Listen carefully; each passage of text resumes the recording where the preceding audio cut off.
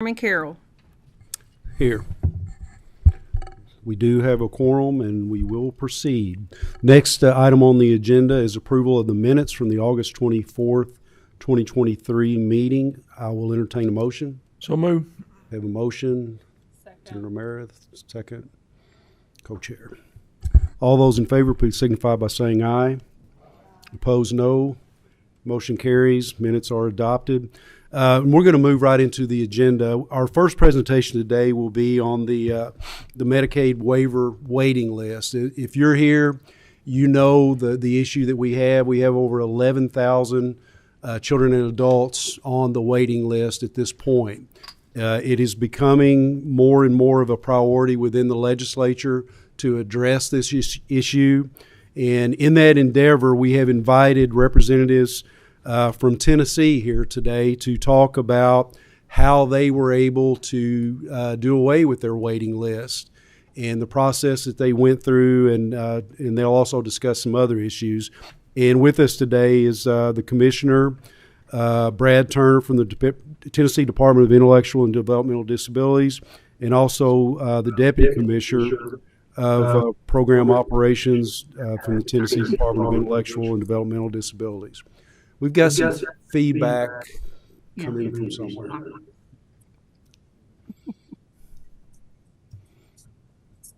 I say enough without me saying it twice with an echo. It takes up more time. Is it Zoom? Yeah, all of you who are on Zoom, can you turn your mic off? It's this computer. It's the computer? Okay. Figure that out.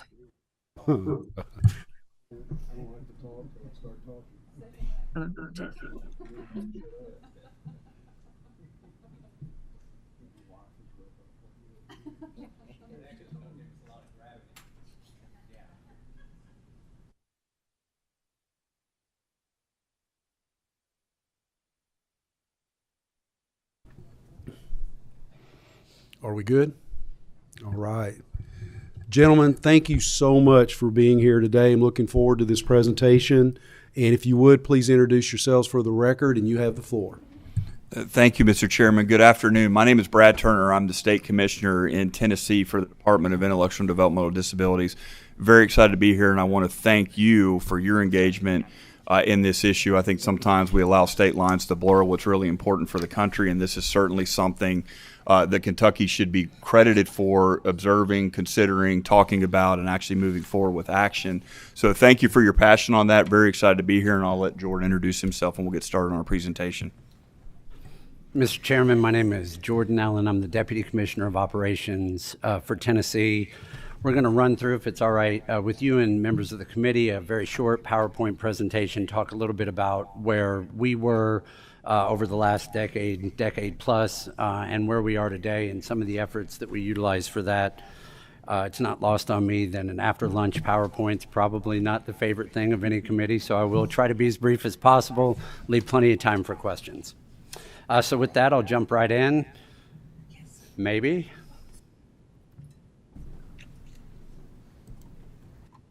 There we go.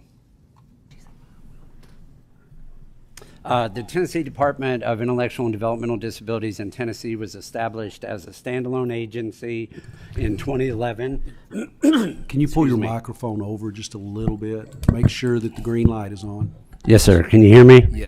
All right. For brief history, the Tennessee Department of Intellectual and Developmental Disabilities was established as a standalone cabinet-level agency in Tennessee in 2011. Between 2011 and today, we've grown in programs, introduced several that are on the screen here today, and we're serving about 25,000 adults and children statewide.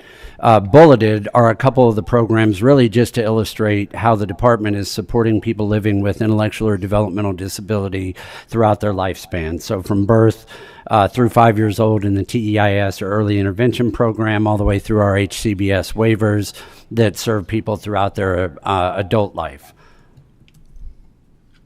The first Medicaid waivers were 1915C waivers in our state, of which there were three.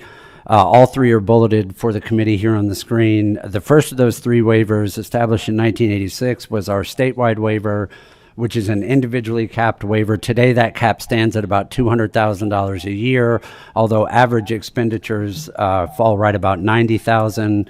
The last of those three bulleted is our family waiver, our self-determination waiver, much lower cap, targeted at young people still mostly living at home with family. The intent is to try to preserve that family environment to the extent that we can, introduce skill building and programming that might help that young person not need as intensive of long-term supports as they may without services. And then the one in the middle there is the congregate aggregate capped waiver, rolls right off my tongue, is a waiver that was developed specifically to catch people as we deinstitutionalized, very thankfully, forever in the state of Tennessee in 2016. The people that were in our developmental centers moved into HCBS settings, and the CAC waiver carries no individual cap, but allowed for entry into the HCBS program for those who were either institutionalized or at risk of institutionalization.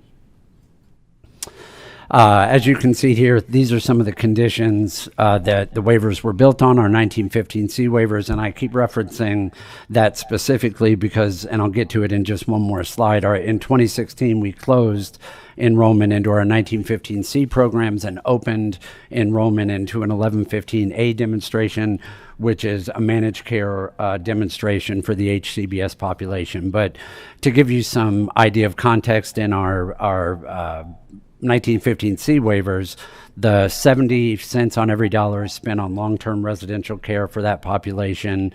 It generally assumed that most people that entered those services were going to need a lifetime of services. As a result of that, we only admitted folks running out of appropriations fairly quickly at about 300 a year, which starts to speak to the waiting list. With only 300 slots per year, as expensive as the assumptions were that people will be there for a lifetime and need $150,000, $200,000 a year worth of services, a waiting list built very quickly. And as you can see here on the last bullet, by 2016, it was 8,000 people on that waiting list. So because of the limited appropriations and the high costs that I just talked about, that waiting list doubled between 2003 and 2012, and you can see it was about 5,800 at that time. And that's when we closed the 1915C waivers and opened up our managed care demonstration. And the waiting list at that point was right about 6,000. The Employment and Community First Choices Program, which is that 1115A demonstration that I talked about, the managed care administered program, was built, I apologize for my voice, was built on the presumption that people needed to look at competitive integrated employment options, that the state, that managed care organizations, that service providers had the obligation to try to equip people with programming and the skills that they needed to be as independent as they desired to be. And I know that sounds very intuitive when we say it out loud, but the truth of it is, without getting on a diatribe about fee-for-service delivery systems, fee-for-service systems unfortunately teach dependence. They create long-term dependence because the only incentive for the providers of those services is that people remain as dependent as they are when they enter, or in the worst case scenario, become more dependent over a lifetime, which increases the rate of pay that the state taxpayers here in the federal government have to contribute to their care. So the managed care demonstration was launched in 2016. There are 5 groups graduating in acuity from 4 up until 8, and the highest levels also concentrate pretty significantly on long-term support services, 24/7 supports for people. ECF Choices opened in fiscal year 17 with 1,700 slots. So again, that waiting list was right about 5,800 at that point. 1,700 slots knocked it down to about 4,000. The following year, appropriations through our legislature gave us another 1,000 slots.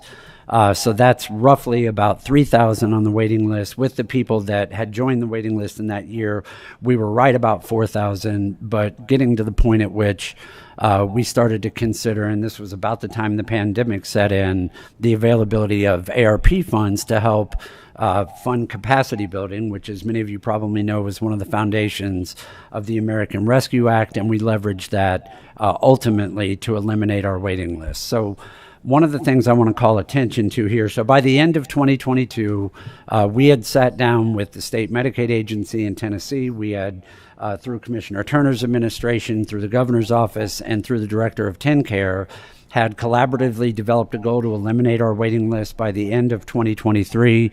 Several efforts were engaged in that, not the least of which was reaching back out to every person on that waiting list. Some people, in fact, like I've learned on our walk-in as I was meeting some of the people here for this hearing, many of the people on that waiting list signed up for that waiting list because they were told they should. They didn't actually have a need for services immediately. It was more anticipatory. And so in the state of Tennessee, we drew down enough for 2,000 slots, and then we reached out to every member on that waiting list to determine where they actually were in their need for direct services. What we found out is of the 4,000-ish people on our waiting list, less than 2,000 people actually wanted or needed services. Some had moved out of the state. Others said just what I've communicated here this morning. We were just told by our teacher we should, or we were just told by a friend we better get on the list or we may never get service. Certainly you can understand that mindset with the wait list being so long in so many states and requiring so much time before you get on. But after we did individual work with each of those folks, we were down to about 1950, and we were able to eliminate that by the end of 2022. One of the things I want to talk about very quickly in these last few slides is an equal investment. So in addition to appropriations, in addition to utilizing ARP funds to eliminate our waiting list, about 5 years ago, we started really investing in the research, development of training, and implementation of alternative support tools. And the premise for this, again, is pretty intuitive and simple, giving people the opportunity to be as independent as they desire, which is the same desire each of us carry for ourselves, for our sons and daughters. Unfortunately, people living with disabilities aren't always met with that same expectation by the people supporting, and certainly have not historically been met with the tools that they need to reach those levels of independence. When you survey people living with or without disability, what they want to do is be self-sufficient. What they want to do is achieve. I say all this to say we've invested heavily in enabling technology supports. These are sensors, smart home technology, emergency response systems, application-based technology, much like I used to get to this building today, and certainly could not have gotten here without my enabling technology on my cell phone. And then we figured out a way to set training up and opportunities for providers, families, people supported. Today, of the 11,000 people in services in our HCBS system, roughly 10% of those people utilize enabling technology in some way to offset direct support needs. I don't have to tell this committee what that means in terms of budgetary impact, but if people on a 10% clip are using less services, then our approach is to redirect those saved funds, because we're paying less for services. They're less intense or they're less frequent, and we redirect those to try to help offset a new waiting list developing, which inevitably at some level probably happens, but to the degree that we can develop programs, implement tools and training to help reduce direct reliance for a lifetime for people with intellectual and developmental disabilities, the better chance we have of offsetting that cost and redirecting it to new slots in the future. Can I add? I'd like to add just one thing to that. I think it's important for committee here too, from what we have done that's been very successful, is we're also incorporating this into younger and younger age groups by working inside the school districts, because students already have a vast amount of knowledge around technology. And so the quicker that we can get to the students that might have intellectual developmental disabilities inside the school system, they're already familiar with how to work technology, how to use technology, the impact technology can have on them. And it allows us earlier to start training on job placement, job skill development, communications, very basic things that we take for granted. And so I don't want to undersell the importance that we have seen from the investment in state dollars in enabling technology, because it has removed a lot of dependency from individuals that at age 12, age 13, age 14 started to become aware of potential services that were going to be needed, or their parents or their guardians or the conservators, whatever that might look like. Enabling technology allowed them to remain independent as opposed to becoming more dependent on a system that, frankly speaking, has infinite needs but finite dollars, right? And so we wanted to make sure that we invested in areas that were going to also lessen dependency, and then, as Jordan mentioned, free up dollars to be able to invest for those that do have high levels of medical acuity, may not be able to leverage the enabling technology in a manner that thousands of others can do. So I wanted to just stress for the committee the importance of the state investment inside technology ultimately impacted the entire network because we were able to free up resources while also freeing up individuals to live more independently than they ever have before.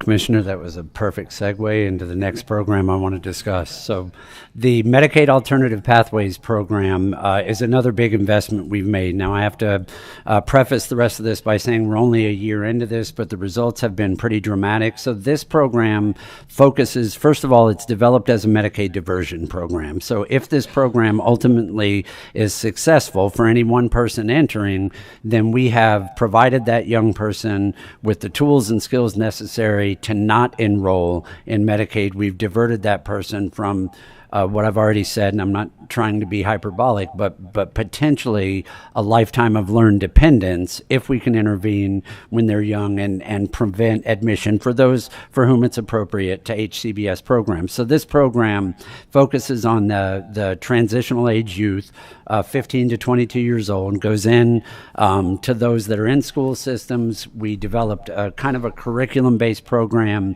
3 lanes in this one: homework and community. There are milestones.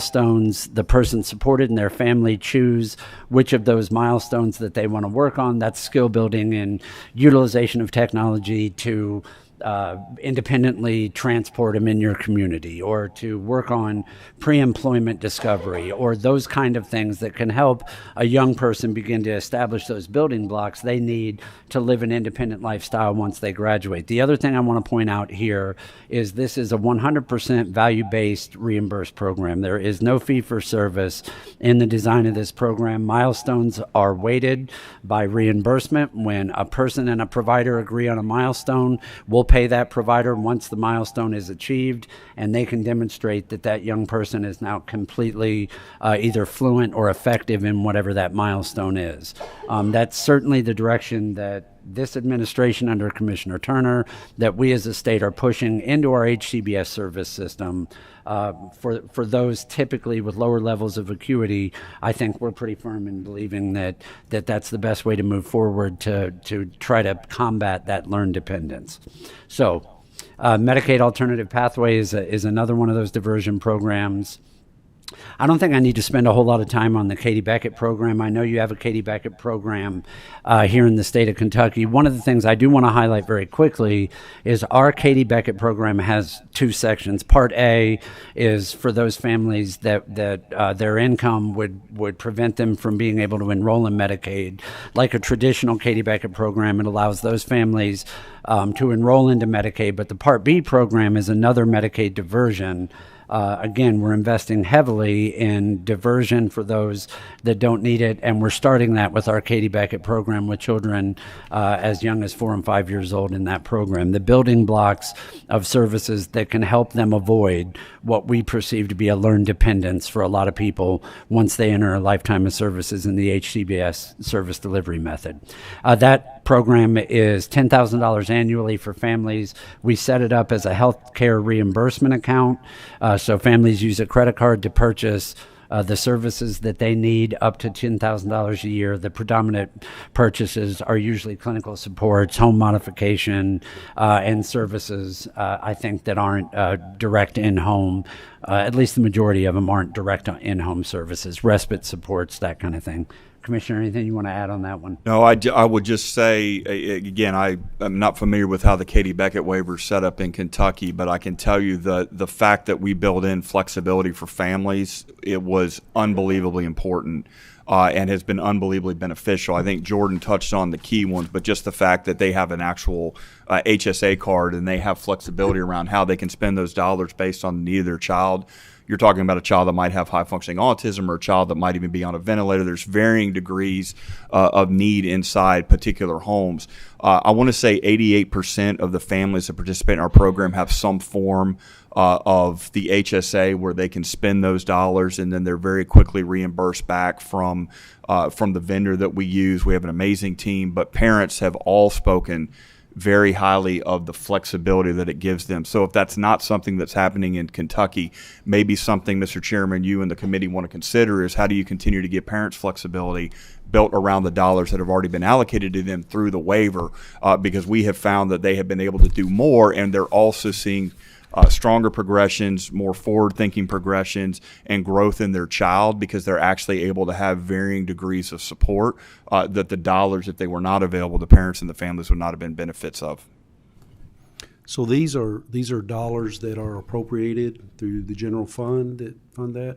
We don't have that in Kentucky, but that's somewhat similar to what I was talking to you all about. If we looked at a child waiver where the kids would be separated and but it's more of a, I guess yours is just more as a dollar amount in certain services where, and I think we were thinking more of along the lines of the services that our adults get, but limiting those services to what the child would need. Right. Obviously, they wouldn't need adult day training because they're in school most of the year. So,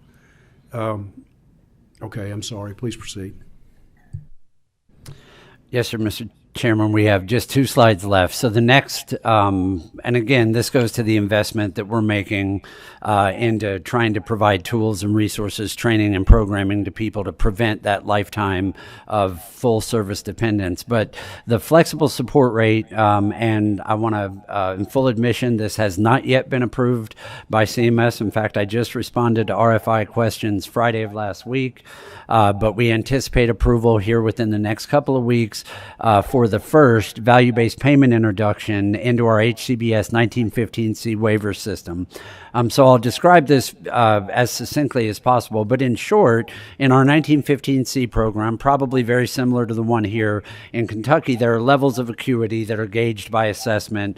In our program, it ranges from 1 to 6, 1 being lowest level of acuity, 6 being someone that is incredibly medically acute or maybe medically and behaviorally challenged. But the point is it requires a ton of, 2-on-1 direct support almost all day, a ton of clinical wraparound.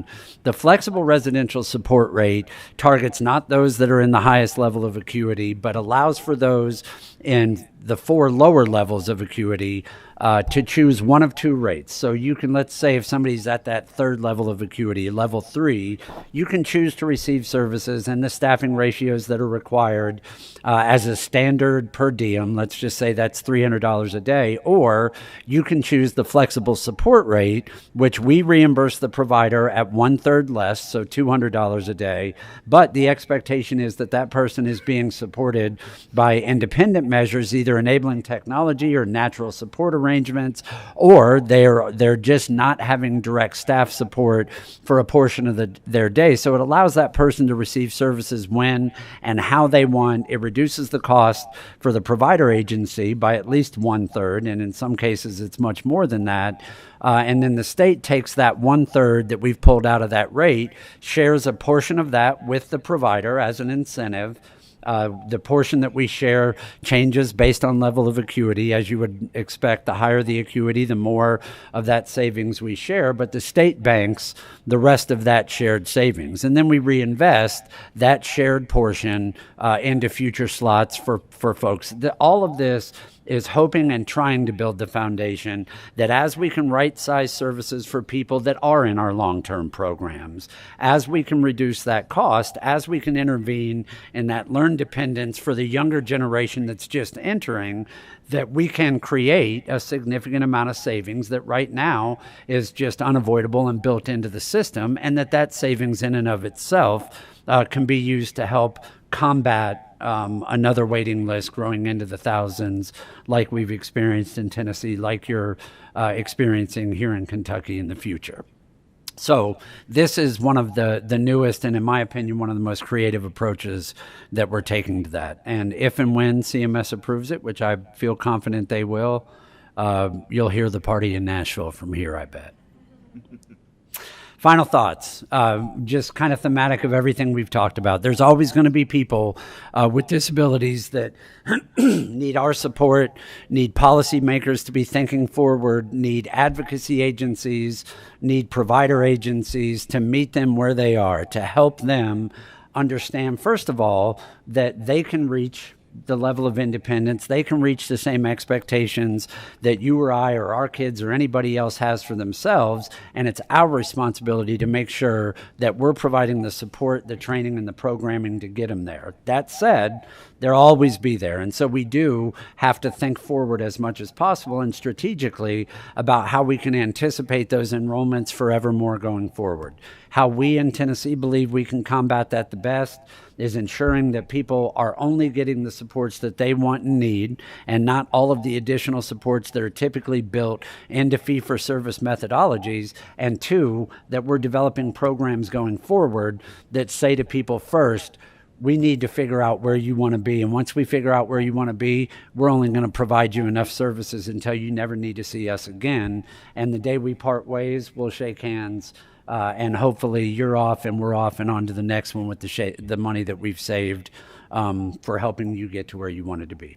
So, Mr. Chairman, that's our presentation. Could you do all of that again? Sure. Yeah, no problem. I tried to talk as fast as I could. So it's going through that. And I'm trying to compare it as you were talking, and there are a lot of differences, obviously. So initially doing away with the waiting list or cutting it down dramatically, ARPA funding used for that, appropriations used for that. You all go into the school system at a younger age. And I know in my part of the state, most parents don't even know about waivers. And I run an organization that's a provider, an Easter Seals affiliate. I think you all have in Tennessee. So we offer to be a resource to go into the schools at any time, not to recruit folks to come to our center, but just to educate families. And schools don't really take us up on that. And I didn't know. I have a child with a disability. I knew nothing about Michelle P. Waiver till I went to work at Easter Seals. So we're not doing a very good job in that area of getting kids at an early age. And I like what you said about starting to preparing them for life. We have some good programs in our schools, don't get me wrong, but you all being involved in it and the families knowing what's coming down the road and what's available, I like that. The employment part of it, you all seem to be in that very deep and very much involved with that. Elaborate just a little more on your cabinet's involvement with employment and how that's structured. Office of Vocational Rehabilitation, do you all have that? Do you all partner with them? How does that work? Yes, sir, Mr. Chairman. So we're, as indicated in the portion of the presentation about the Employment and Community First Choices program, Employment First as an approach to planning for and delivering service. In Tennessee is an Employment First state. We're fortunate to have an executive order from the Governor Haslam's administration, and essentially we follow that marching order, which is to assume that everybody at the point at which they become working age wants to work, wants to contribute, wants the satisfaction of achievement in their employment. And so we start from that perspective. We do have an MOU directly with vocational rehabilitation to make sure that there's a seamless entry and exit between funding sources. I can tell you, and I would bet, Senator, that you would echo these sentiments. I've been in this work for 30 years and started as an employment coach. It's how I got hooked in this business. But I've never met one person that I've ever supported directly, or a person that was served by the agency I ran, or a person since I've been in this job that cared where the money was coming from. They didn't care if it was coming from VR or if it was coming from an appropriation through the waiver, or if it was state dollars. What they cared about is, am I going to have to go through all of it again? When I leave VR, do I have to start all the way over and learn you? And when I leave you, do? Do I have to start all the way over with the agency that you're running? And so we developed an MOU that helps eradicate that as much as possible. So to the person supported, to their family, they know the same person throughout their lifespan. If they decide to engage in pre-employment, which we push this beginning at 15 years old, then by the time they're 20, 22, 23, hopefully moving on to their second or third job, moving along a career path, they know the same person or the same person can introduce them to the agency that will support them as they continue to progress. I'm not going to sit here and lie and tell you it's seamless. It's not. It's still very frustrating. Commissioner can attest to that very directly, which is why you mentioned having trouble getting into the school systems and making sure there was continuity amongst the systems. Commissioner Turner has literally been pushing in the front door of every school system across the state, 96 counties, going in and talking to local education agencies, individual teachers, faculties, staff bodies to try to help with that. And one of the things I think you make clear, Commissioner, is the expectation is that when people graduate, they go to work. And when they go to work, they're paying taxes. And when they're paying taxes, they're contributing both to society in general, but they're individually contributing in a way that allows them to build that same satisfaction, confidence, and go forward momentum that we all hope we achieve. And I know I hope for my kids. Mr. Chairman, can I add one thing to your earlier statement that I think is important? I'm also the father of a daughter with intellectual developmental disabilities. So the fact that God saw in his providence to put me in the position is a huge blessing for me. I think there's a biblical mandate for us to do this and do it the right way and see individuals through the eyes of God instead of through the eyes of man. That makes a big difference in how you acknowledge their dignity. But one of the things that you said is that Kentucky appears to be having challenges like, how do we keep kicking down the doors? You got to force them down, is what we did. And one of the things that I can't stress the importance of, that I'm hoping the committee would consider, and I'm certainly not here from another state to tell you what to do, but to tell you how it benefited us, was we are a standalone department. We do not report up to another level of government. We don't report to another commissioner, director, secretary. However it's established in Kentucky, we report directly to the governor. And when you have that sort of visibility, I've got a saying that I share with people that diversity is having a seat at the table, inclusion is having a voice, but belonging is actually having that voice heard. This created a sense of belonging for Tennesseans with disabilities, that they have their own department that actually represents them. And not only do they have their own department, they have someone that sits in the seat that's a parent too.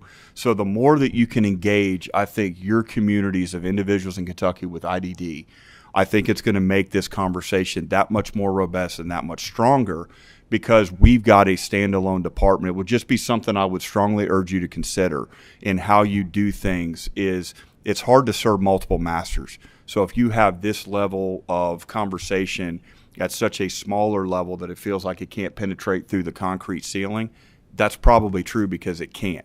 And so just something for you to think about, because it has worked wonders in the state of Tennessee in the last 13 years that our population has a voice. 1 in every 6 Tennesseans has a disability. So you're talking about 1 million people that actually have a seat at the table with the governor, regardless of administrations, and something that has really benefited our state. Representative Wilner, you have a question, ma'am? Thank you, Mr. Chairman. And I had questions about the standalone agency, and you've just answered that. Okay. So thank you. That Yes, was ma'am. that was very helpful. Certainly.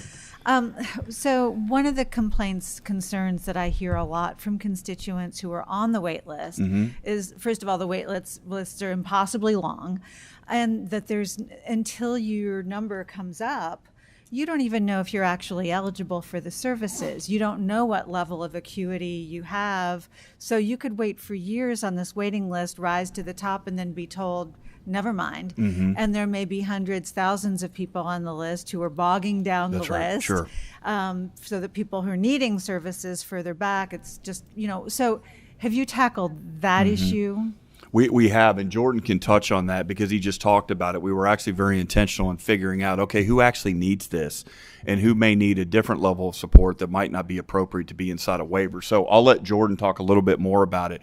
But that was one of the first things we had to do, was figure out, okay, who actually needs this and would be eligible for these services, so we don't waste their time either and they can move on to do what they want. You want to talk a little bit about that? Yeah, very much like you're indicating, we really took our lumps with that. So we had folks that had joined the waiting list, and all you had to do was make a phone call to get on it, and then you were officially representing it, holding a spot. I don't have to tell you guys how that feels to the community we represent, how it looks to the federal government, the Department of Justice, and others. So in the new program that launched in 2016, the managed care program, we do all of that screening and eligibility determination on the front end. Now, there may not be appropriations to support that person. And as I talked about, we were fortunate enough to get down to zero on our list at the start of 2023, but every person on that list qualifies. What changes over time also is people's residence. They may move in and out of state, or their conditions may change to where it becomes crisis, and then those people are prioritized or triaged off that list. But yeah, to your point, in my opinion, if you don't establish eligibility on the front end, you can't really look at your waiting list numbers as valid in any way, shape, or form, and it really only serves to detract from momentum and to detract from the overall perception of how the state's handling that list when you or I could join with a phone call. I think the other thing, ma'am, if I can add to that too, it also might help with your relationship with the school district, because then there's then confusion about, does the child have this disability or that disability? Is an IEP required? What do we need to do on how do we educate that child? Because we have run into that. To your point, Mr. Chairman, a lot of the school districts didn't even know that we were out there, and we're the 5th biggest department in the state of Tennessee. So I think that there's some conversation that also would benefit even outside of just the direct service delivery, but also the child's educational experience on either supporting them quicker or moving them off that waiting list and allowing the school district to do what they do and helping to educate our children quicker in a manner that the child best learns and best is educated in the classroom. It's very, very helpful. Could I ask another question? Thank you. So we're going to have, in any population, we're going to have some percentage of people where the acuity is so high, they're never going to be independent. Mm-hmm. They're never going to go to work. And so what's your response to those individuals? So I've got two responses to that. Number one, you're right. There's always going to be people, and we talk about that literally every day, about how do we get to the folks that we know are going to need state services, right? And I think that's part of the bigger conversation as well, is that these programs are generally supposed to be safety nets and not destinations, right? But for some individuals, they do become destinations because the need is so severe, right? I would encourage you, and one of the things that I want to be very clear on is the winds of change oftentimes are winds to blow backwards, which is not what you want to do. We do not need to go back to institutions. I want to be very clear in my own personal drive. I could not imagine dropping my daughter off at an institution because somebody told me that's the best she's ever going to do. So the fact that you have a disability should not be a death sentence. It should not be a prison sentence. So what we need to do is make sure that we can provide the level of care with state and with private providers to take care of the individuals that we know are desperately going to need that because they may have no level of independence available. And that's something that I've been very clear with to our team. That's something that my governor has been very clear to us, is figure out how to get to the folks that need government in the appropriate role to live their life, whatever level that might look like. So, Jordan, I don't know if you want to add anything to that, but that's something we work on every day, is acknowledging the fact that there are going to be people that need us, and we need to make sure that they do need us, that we're going to have the strongest safety net that we have in the country to make sure we meet their level of need. You want to add anything?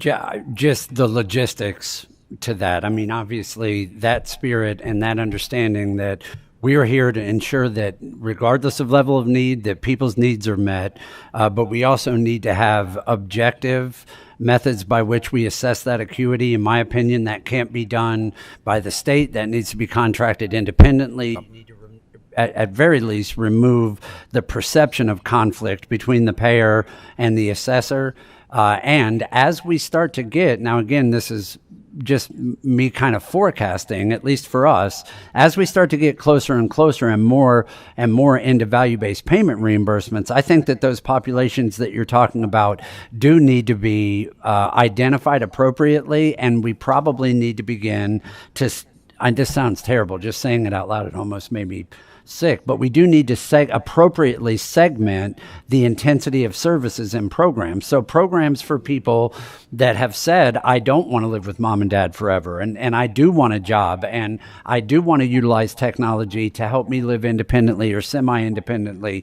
Those programs, the reimbursement for those programs, the identification of outcomes cannot be consistent with folks who need to be supported on a minute-to-minute basis with suctioning or have such high degrees of behavioral level acuity that they're a danger to themselves or others as soon as they're in any setting that's outside of direct control. And forever right now within our 1915C programs and waiver programs across the country, those levels of acuity are mixed within the same program, and the outcome is the same for all of them. There is none. The outcome is, if you showed up, we'll pay you for that day.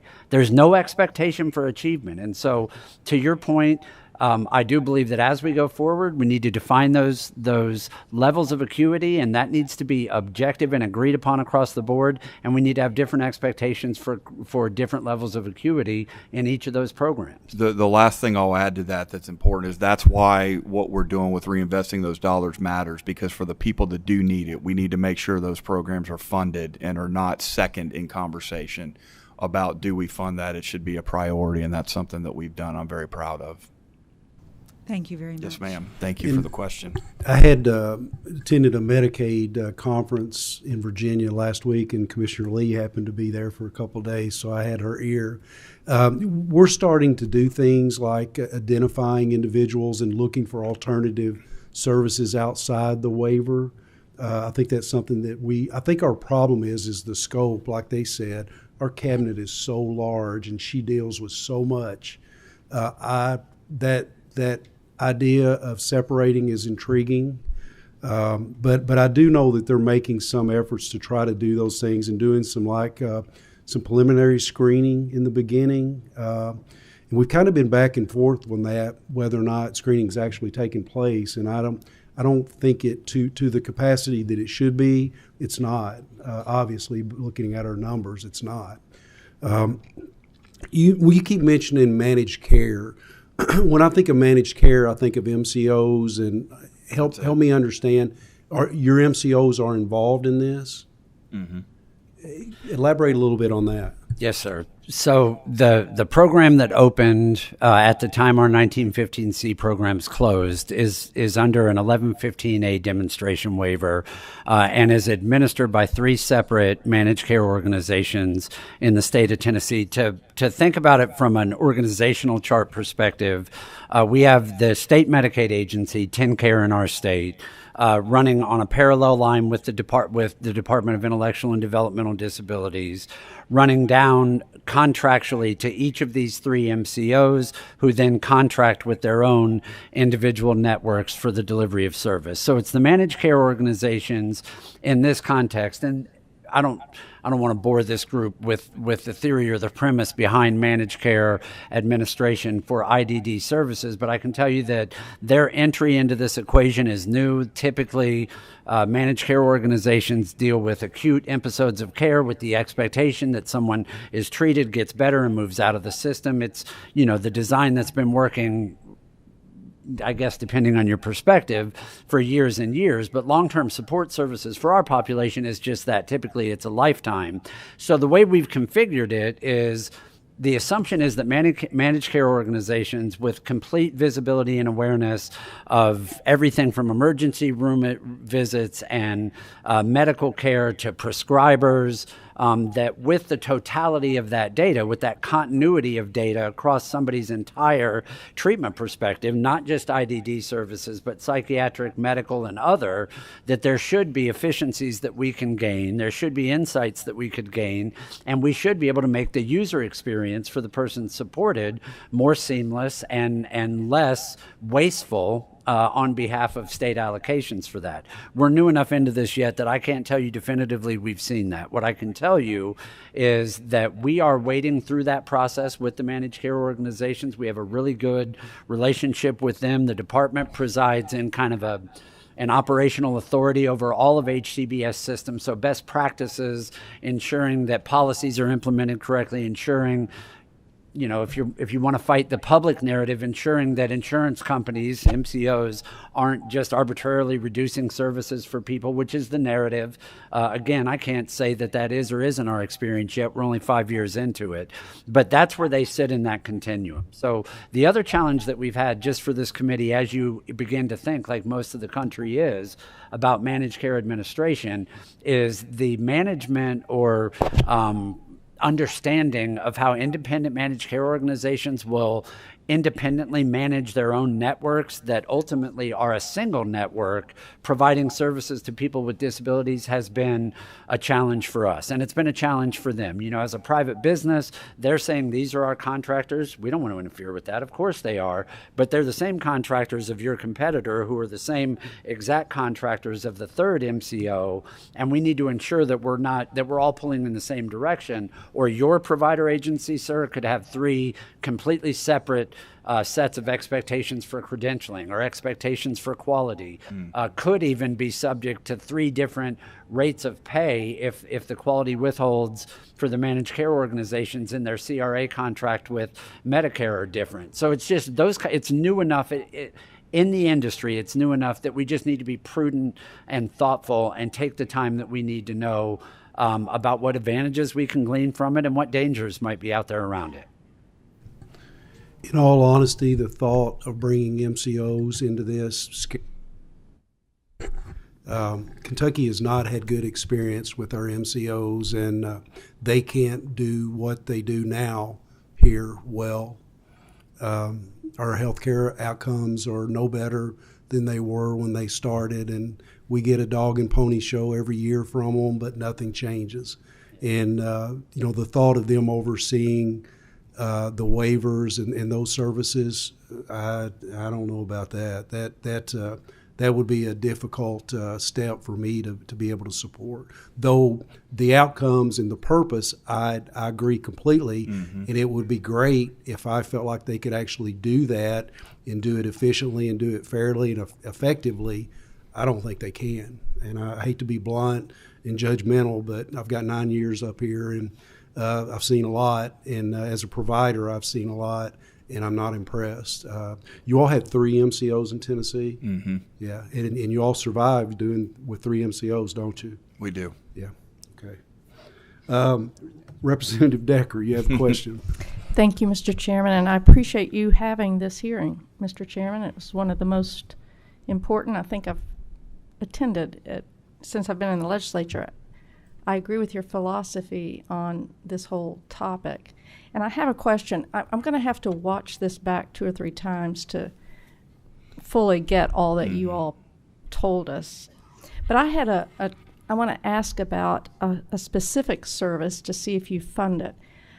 I had a child in my district, his family contacted me because they were confused as to why they were not going to have any help from the state.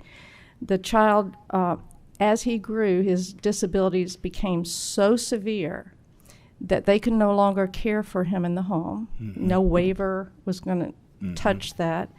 And there was no residential program in the state that could be paid for by Medicaid. And they were at a crisis stage where he was going to be released from the hospital, and the hospital was not going to release him to the family because they had nowhere for him safely to be. Mm-hmm. As it turned out, I worked with Cabinet for Health and Family Services, and actually it was the Commissioner of Medicaid Services who found a solution. It wasn't in any of the programs traditional, but the state was able to enter a private contract. Do you all have funding for that type of a solution? And is it in your budget? And how many are you able to help? Thank you. Yes, ma'am. A lot to unpack with that question, but I will say that we see very similar occurrences, as do service systems across the country right now. That the person that you're talking about, that demographic of service, has been thus far in our history as an industry unsolvable. There's not, aside from the intensity and unfortunately so often the intensity needed through an inpatient setting, long-term treatment options for people that are falling in that demographic are just overwhelmingly difficult. So I've been associated with several families and people supported that fall into that group, and it's tragic and it's heartbreaking, and there hasn't been a good option presented that I've seen yet in 30 years. And so you're not alone, and Kentucky's not alone. The nation is trying to figure that specific demographic out. To answer your question directly, we do have general funds within our budget that the commissioner and our deputy commissioner of finance kind of guard for emergency situations. Those single case agreements, which are happening also in the state of Tennessee right now under the managed care administration that we just talked about, are ultimately being effectuated through that managed care organization, not the state. So if the member that we're talking about is a member of Blue Care, one of the three in our state, and there is no appropriate place for placement, there is no residential treatment center, then Blue Care, by virtue of their contract with the state Medicaid agency, is required to find placement by any means necessary, which sometimes ends up being an individual or private contract. And then they individually negotiate that rate with the vendor. We try to do everything we can to help ensure that we can keep that person as close to their natural support network, their family, the community that they're familiar with. Unfortunately, sometimes we're not able to do that, and you could have someone from Upper East Tennessee and Greenville have to go to Memphis for services, and candidly, sometimes worse, sometimes leave the state altogether. But I wish I could point to an example of a unified, excellent, and effective approach for that demographic, but we're working on it all day, every day, and we haven't got there yet. Thank you, and God Yes, bless ma'am. you for your work. Thank you, Thank you Mr. very much. Chairman.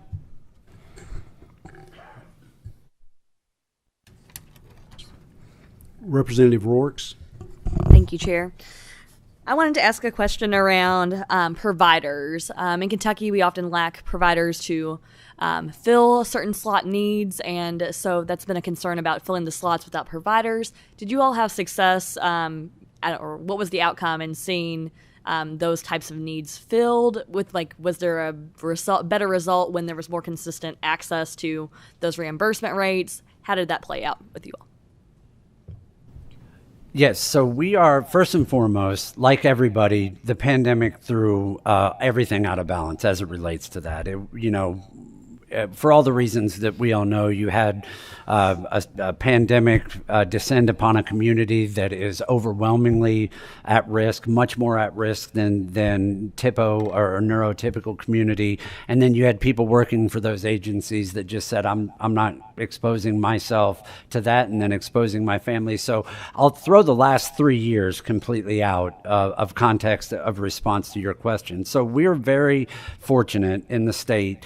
We built a network over about a 25-year period, roughly 450 providers statewide, but really 200 of those are providers that are 24/7, 365 residential providers. In our state right now, those providers are strong in meeting the need, the 24/7 res providers. As I guess I'm offering perspective now as a former director of an agency, you can forecast that revenue pretty easily. Projecting it from year to year is pretty static. You can count on the income that comes in for that, and it's generally easy to hire FTEs and to keep staff within the agency for that portion. As we continue to push more and more into the expectation that only the people that absolutely need that level of support should be getting it, and people need the opportunity at least to consider intermittent supports, we've run into the same issue I think that you're talking about here. It's been much more difficult for our provider network to figure out how to appropriately staff intermittent support needs for multiple people in a community. And so, again, at the risk of I'm certainly not patronizing this committee, but you can imagine if you're trying to tell one staff person, I need you to go to 4th Avenue for 2 hours and then leave there and drive down to South Street for an hour and a half, and then when you're done, hang out at a coffee shop for a couple hours, and then at 7 p.m. go down to Cherry Blossom and spend an hour and a half there. Staff just aren't going to do that in this environment. So being completely candid with you, the area that we want to focus the most of our attention in, which is the development of those flexible services designed to help people reach the levels of independence that they want to reach are the most difficult to staff right now. Knock on wood. We're able to do that fairly effectively, but we monitor initiation of service and network adequacy. Literally, I get a report once a week that tells me, where the most egregious area in the state is and what provider's doing it the best. So we're concerned about it going forward. You can't get to where we want to go, where the commissioner wants us to land, and then not ensure that network who's supposed to be there to meet that group of people is strong, vital, well-paid, and well-skilled to meet those challenges. He added the last part. I was going to add that if your network collapses, it doesn't matter how great everything else is. You've got a major problem, because the temptation then is to go backwards. And you heard me reference a few minutes ago, that's how the winds of institutions come back, is we should just put everybody in one big building and it'll save the staffing problems, it'll save this problem, that problem, and it doesn't. It destroys the dignity of individuals.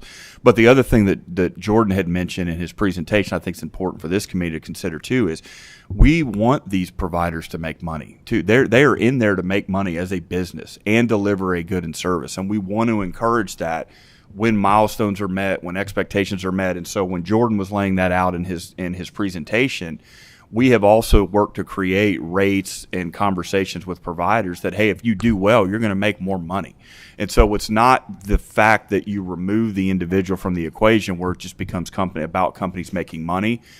But you'd be foolish to not acknowledge that that's why businesses start, is because they're in there to try to provide services but also make money at the same time. And so we have intentionally worked with our providers to say, if we build this program, here's the dollar value to you to hire people, for you to expand services, because then we can lean into them to say, look, you've made a lot of money.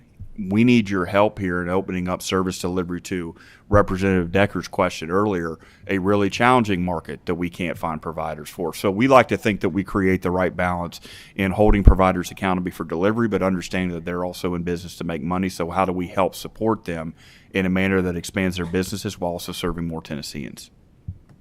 Just one quick follow-up. In 1115A versus 1915C waivers, are people still able to be offered 1915C waivers at this point in time? No, ma'am. We closed enrollment in 2016. Okay. And the other follow-up question was, what does staffing look like in terms of, for your department, for the cabinet, to do the oversight, to make sure that the providers are meeting the outcomes and expectations, health and safety qualifications? Like, do you all have a staff designated towards that, and how robust is that staff? Yeah, we do. We've got, so our department right now, a lot of them, we still have folks that work in intermediate care facilities. So there's about 500 or so folks that work in direct support. So inside our central office, we probably have a few hundred folks that are inside our central office where we are. But then we also have regional teams, and Jordan can probably speak to it a little bit better than me. But yes, the short answer to your question is we have teams that are responsible for that, and they always need help, right? I mean, it wouldn't be any job if you didn't ask somebody if they needed more employees, and they do. But do you want to add any color or context to that? Just that it's the department that provides all of the quality oversight, whether it's the 1115 or the 1915C program, and we do that with annual surveys. We act on reports that we get, and so it's out the staff that Commissioner Turner just referenced that does all of that. Yeah, and we have them stationed across the state. And again, I'm going to promise to not beat a dead horse, so the chairman doesn't ever kick me out of the state and doesn't invite me back at some point. That's also the value of having a standalone department, is they know who they're accountable to, right? And so they know that they have to answer to the department that is responsible for service delivery for individuals with intellectual developmental disabilities. So the fact that we have all of those programs, we have just about every program in the state of Tennessee that deals with disabilities outside of vocational rehabilitation under our umbrella, which has been incredibly beneficial to a no wrong door approach. Providers know where they have to go to. Individuals that need services know where they have to go to. Senator Carroll, as a parent, may not have heard about it, but he can look on the website to say this might be the right front door for me to go into. So that has been all very beneficial, and part of that beneficial experience has been the providers know who they're accountable to when they're having to deal with those sorts of questions. You're welcome.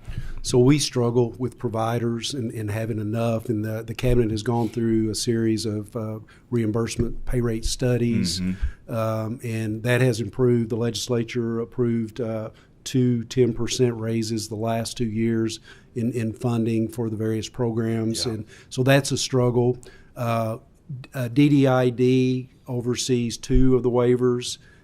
Department of Aging and Independent Living oversees the other waiver.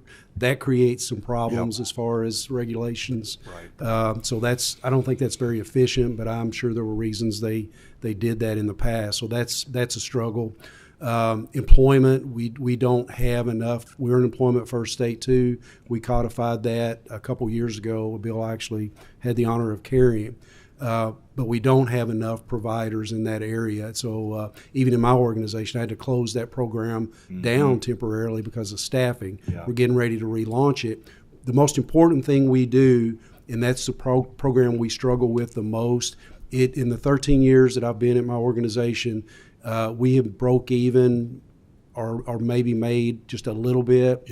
2 out of 13 years. We always lose money. We don't invest properly in services. But I think as a state, we have the same goal. We have the adult day training programs. We have an adult day health care. The community living supports is really growing, and that's about being out in the community. And so there is more of an effort to get those folks that are more higher functioning out in the community. And then our adult day health care is, more focusing on the medical care that more severe disabilities that some of those folks need. So that's kind of the way we're structured. We have a strong family home provider, adult foster care program in the state. But I like what you all are doing, where the goal from the beginning is independence as much as possible, not just understanding that you're going to be where you are forever, and it gives families something to hope for. So I like the way you all are doing that. I'm going to have to make a trip to Tennessee because there's just so much that I want to try to get straight in my mind to compare on how we're doing things and what we could look at differently. Senator Meredith. Thank you, Mr. Chair, and thank you all for your presentation. It's been very insightful, and I particularly like the flexibility of the program. I like that you've built a symbiotic relationship with your providers. That's so important. I think that's what's missing so much from the Medicaid programs. To Senator Carroll's concern about the MCOs managing the programs, Senator Carroll, I'm a numbers guy. In population in Tennessee is about 7 million, I believe. Our population is 4.3 million. But they have 1.7 million Medicaid recipients. We also have 1.7 Medicaid recipients, but they have 3 MCOs. We have 6, so it looks like our MCOs would have the capacity to manage the program if you want to go that direction. Obviously, I'm being facetious because I wouldn't want that either, but just an apples-to-apples comparison. But not a question for you guys, but for you, Mr. Chair, is we really don't have good information. Under this model, it looks like we know how many people are on the waiting list, we think, but we really don't know the needs of each of those individuals on the waiting list. So we need some type of equivalency scale. Wouldn't that be fair? And I think we get a much better handle on this, but do we have any information like that would stratify that for?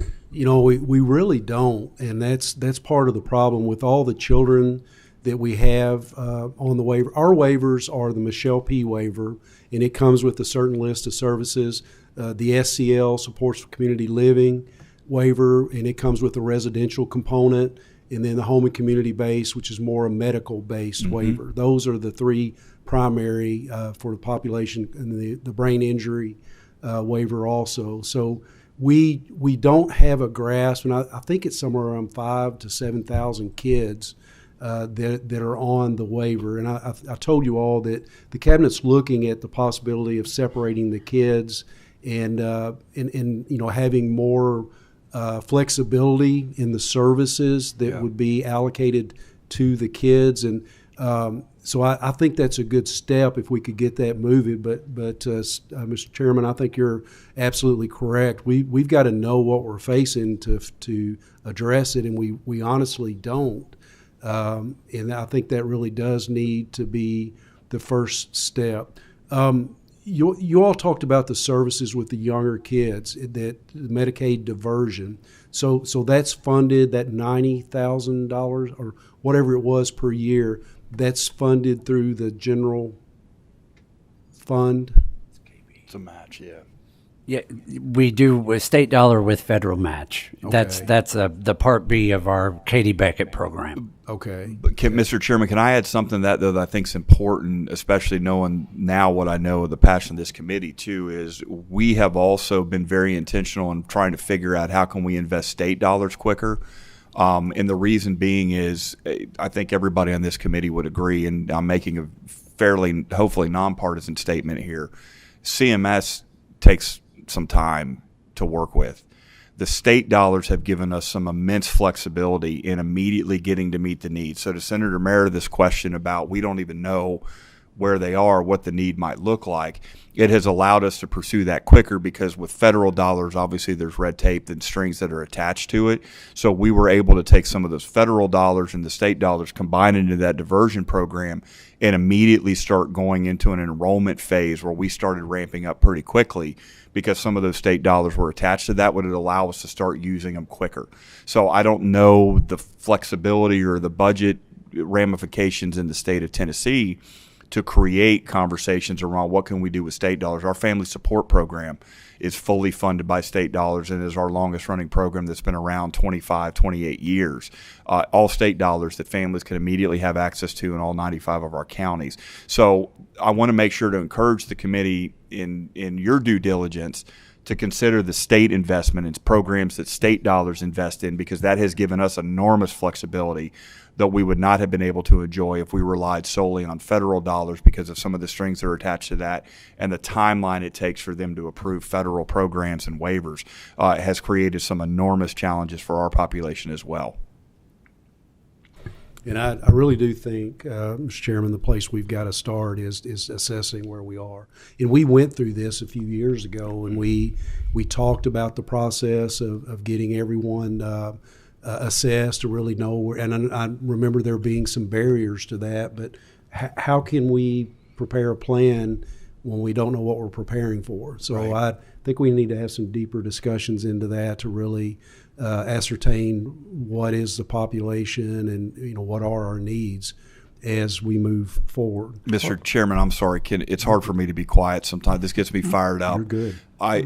30 seconds real quick on that. One of the things you might want to think about is working with your Department of Education around IEPs and certain things that they do inside the school district. Not all IEPs are the same. You've got them for gifted children as well, but that may give you a baseline from the jump around some of the conversations you might need to have, to your point, Senator Meredith, about apples to apples of students that might have IEPs that are also on the waiting list.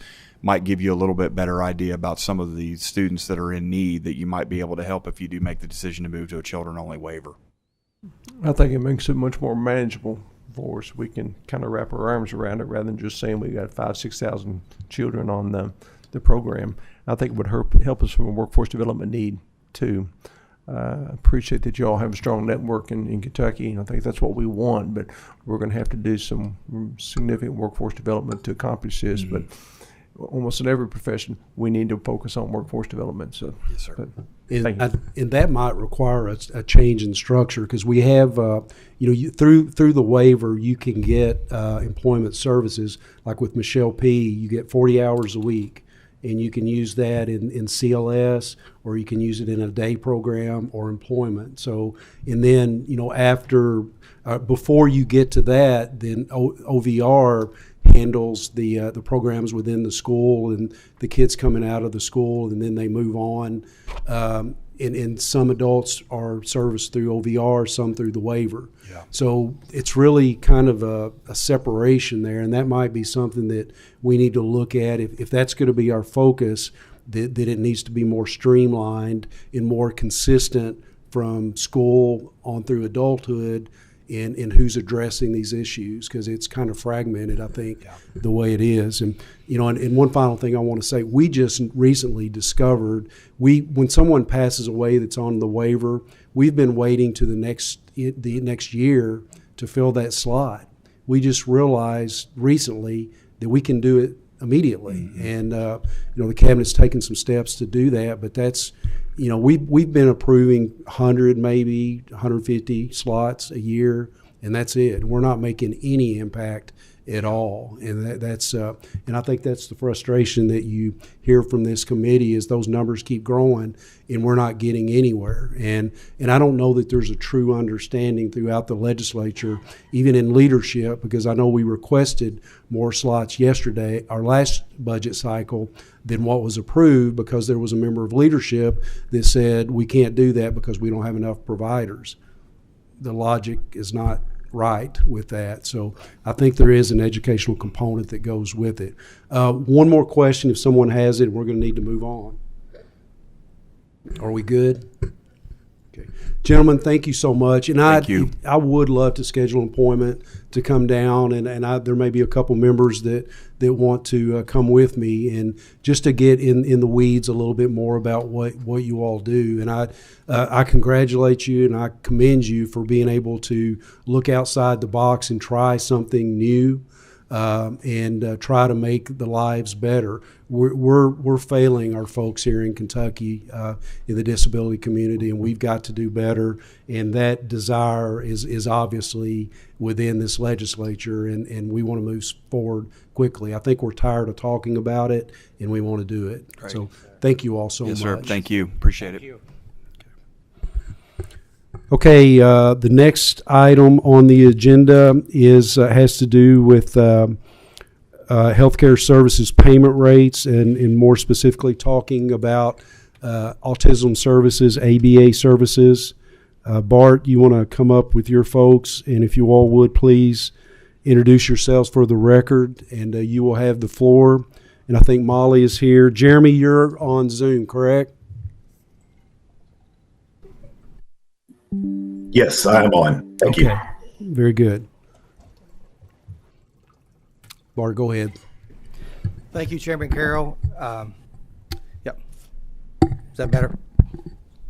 Thank you, Chairman Carroll, Co-Chair Heverin, and members of the committee. So that was a great precursor to our discussion, talking about network adequacy, preparation, and partnership with your providers. We're here to talk about that and a narrow focus of ABA providers. Applied behavior analysis is what ABA stands for. So, and that's a treatment modality that is very closely associated with folks with autism, and specifically young children with autism. You'll hear more about that. But it is a treatment that is beneficial to folks with multiple diagnoses and across the age, across the lifespan. So.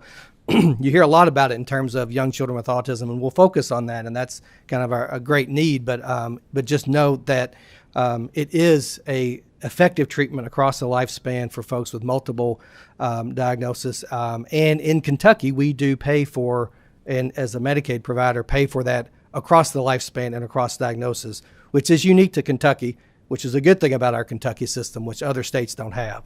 That's more narrowly focused. So I'm going to start with just a few comments of kind of the history of ABA in the state and how we got to this point. Sure, go ahead. We've got to be out of here at 3. Yeah. And it's 20 after, and there's one more presenter, so I'm going to split the time. You've got about 15, 20 minutes. Sure, okay. Sure. So I'm going to be run through it just to give you a little bit of background, and then Molly has some comments for you that you really want to hear from her. And certainly the issues that we heard about before is, ABA is really focused on maximizing independence and getting early intervention. So everything you heard before is very consistent. And then we have Jeremy online that's going to speak from a parent perspective. So I'll jump right in. These are Medicaid eligible services. They're legally required to be eligible and accessible to folks that are on Medicaid. And folks that are on Medicaid, majority of them, able-bodied folks, are working. So I think that's one of the things I want to point out. So this is an issue of getting access to services for their child and for their family so they can maintain their participation in the workforce. So just real briefly, we had a bill, House Bill 159 in the 2010 session. That was our first autism insurance mandate that I worked on. It required commercial insurance companies to pay for services. You all may not know that prior to that point, if you had a child that's diagnosed with autism and you went to your commercial insurance plan, there was no coverage for you. You had coverage, you paid your premiums, you didn't have that. So Kentucky was the 17th state in the nation to approve that. It also created a licensing board for behavior analysis. So we have a licensing board since it was set up in 2011 at the state level. In 2012, I should have mentioned this, I'm here representing ABA Advocates, which is a coalition of those ABA providers across the state. We created that in 2012. In 2014 is when Kentucky, as you all may recall, expanded Medicaid, the types of providers that could become a Medicaid provider greatly in order to increase access to mental health services. And at that point is when licensed behavior analysts were eligible to become a Medicaid provider, credentialed Medicaid provider, and bill Medicaid for services. So prior to 2014, that didn't exist. We also, in 2018, we came back and did another autism insurance mandate. That original bill had some age limits and some dollar caps in terms of what services were provided and paid for. We got those removed in 2018. In 2019, we had the American Medical Association published finalized CPT codes, which are billing codes for ABA. So prior to that, it was kind of a square peg and a round hole trying to, for the billing perspective, what codes to bill. And since then, they've had their own set of nationally approved billing codes. So jump into what we all know is most recently in the last 2 or 3 years are significant increased cost in the labor market and wages to recruit and retain staff. Nearly a couple years worth of nearly 10% inflation and stagnant flat rates, reimbursement rates. So that has led to, in many cases, reduced access to services for families that need it, and waiting list, providers creating waiting lists. And I want to be really clear here, since we've talked so much the last hour about waiting list. This is not waiver waiting list where you don't know whether or not you're eligible for the service or not. This is a provider of ABA, someone who has Medicaid, who has a diagnosis, meets medical necessity, goes to access services, and there's not availability. So it's a waiting list, but it's a different waiting list. So these folks already, it would be the equivalent of the assessment we talked about earlier for the waivers. We know everybody on that waiting list is eligible, and they're not be able to access services. The average for a while back, we did a study within the membership. It was about 9 months. Talking to my peers, folks that are with me here today, that's a low number of how long they have folks on a waiting list waiting for services. In my opinion, for these services that folks are medically eligible for is not means our state's not meeting network adequacy. I know that's a complicated assessment of what meets network adequacy, but to me, there's no clearer picture of it than every provider I talk to has a waiting list. So clearly, our network is not adequate, and it goes back to very much to the resources and the revenue that the reimbursement rates for folks to recruit and retain staff. When you have that stagnant level, I had one provider say it to me this way: we can't participate in inflation. We go buy a gallon of milk. We go buy our Starbucks coffee, whatever we're buying today, a car. It's a lot more expensive today than it was in 2019.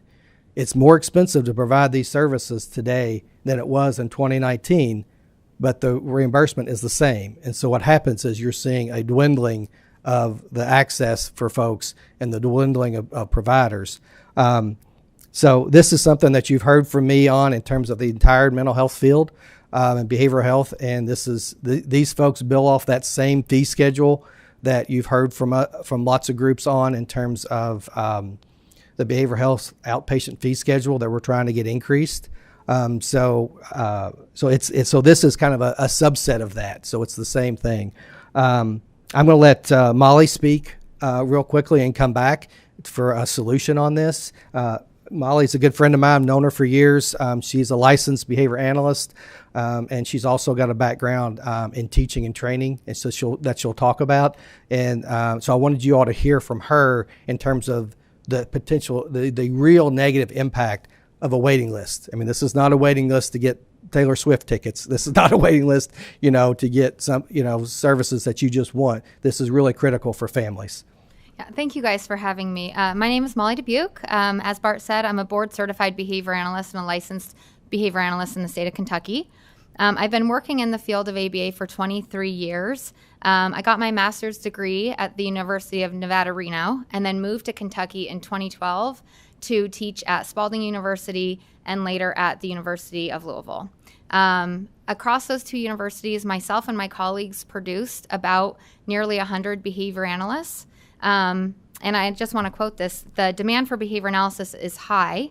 According to a published report by the Behavior Analyst Certification Board, there were 334 job postings for behavior analysts in 2021 in the state of Kentucky, and 593 in 2022, representing a 78% increase in the demand for behavior analysts. It's really hard for organizations to recruit and maintain providers in such a competitive job market. I know some of our former students are still in Kentucky, but many have left the state, and I know they're doing great work wherever they are. I'm currently the Vice President of Clinical Standards and Outcomes at Little Star ABA Therapy, which is a nonprofit who has been providing ABA services to individuals with autism since 2002. Before I dive into more of my testimony, I want to share some quick facts about autism and applied behavior analysis. Individuals diagnosed with autism spectrum disorders often experience significant challenges communicating, socializing, and adapting to the world around them. There is a widespread support among numerous scientific, professional, and governmental organizations for the use of ABA to treat ASD, including but not limited to the American Academy of Pediatrics, Association for Science and Autism Treatment, Centers for Disease Control, and the U.S. Surgeon General. The majority of established practices identified as established-based or as evidence-based for treating ASD by multiple professional organizations and state bodies are based in ABA. So this information is known not only to scientific and healthcare communities, but also to parents of young children with autism, who are doing the very difficult work of getting their child diagnosed and then seeking ABA services only to find long wait lists across providers. And while their child sits on the wait list, they're missing out on the opportunity for early intervention. We know that ABA therapy is most effective when started early, ideally during toddler or preschool years. Early ABA intervention focuses on teaching children how to learn. These prerequisite skills allow a child to have the capacity for learning. This might include paying attention when someone talks, following simple instructions, and imitating others' behavior. Without these foundational skills, some children simply do not have the capacity to learn in a non-therapeutic setting like school or during typical family interactions. Teaching these skills may take thousands of learning opportunities delivered individually, and this is what ABA is uniquely qualified to provide. Schools cannot be expected to do this, and neither can parents. ABA creates learning plans that are uniquely tailored to each child, then delivered exactly according to how that child learns, and monitored to ensure progress is being made. If a child has not yet learned how to learn, they are disadvantaged when compared with their peers who are learning so many things just by going through life. They pay attention when a plane flies by. They listen when their mom tells them that thing is called an airplane. And now they have a new word and potentially even a new interest. Meanwhile, their autistic peer may not even notice the plane, or if they do notice, they don't know how to tell somebody that they're interested in knowing what it is, and a learning opportunity is missed. These types of natural learning opportunities happen hundreds of times each day with neurotypical children, leading to rapid and exponential learning progress. This widens the gap between children with and without autism. Early intervention is critical for children, for young children with autism, so they learn how to learn, and so future learning is easier. We must give them the opportunity to catch up with their same age peers. Also, while a child is sitting on a waiting list, their challenging behavior will potentially intensify and become more habitual. We say that behavior is communication. Each time a child hurts themselves to communicate that they are hungry, this pattern solidifies. Think of tracks in a ski slope. The more times skiers go over the same track, the deeper it gets and the harder it becomes to try a different path. We want to intervene on challenging behavior before the track deepens so much that it becomes ingrained. Trying a new path on a slope is easier in fresh snow, just like teaching a safe way to communicate wants and needs is easier in early childhood. ABA is still effective when that child is older and the behavior is more ingrained, but it's going to be harder and probably slower to encourage a new behavior, which means that the older child will need more therapeutic time away from school, family, and friends. Also, while the child is sitting on the waiting list, the whole family has to adjust to their routines to accommodate their child with autism. Sometimes this just means buying dino-shaped Tyson chicken nuggets because that's the only thing their child will eat. But oftentimes it means teaching the other children in the family how to keep themselves safe during their siblings' meltdown. It means declining social engagements because it would be just too hard to go. It means doing everything that worked with parenting their other children only to realize that the current tools are not working with this child. We know that parents of children with autism experience more stress than parents of neurotypical children. And with the increased prevalence of ASD, these parents are all of our doctors, they're our children's teachers, they're the pilots who fly our planes. Parent stress impacts all of us. Early intervention allows for a partnership with a behavior analyst who can help the family navigate more effective ways to raise their child. Thank you. So real quickly before we hear from Jeremy, I just want to say that the request here and the solution, you all have this in your packet. You've seen this.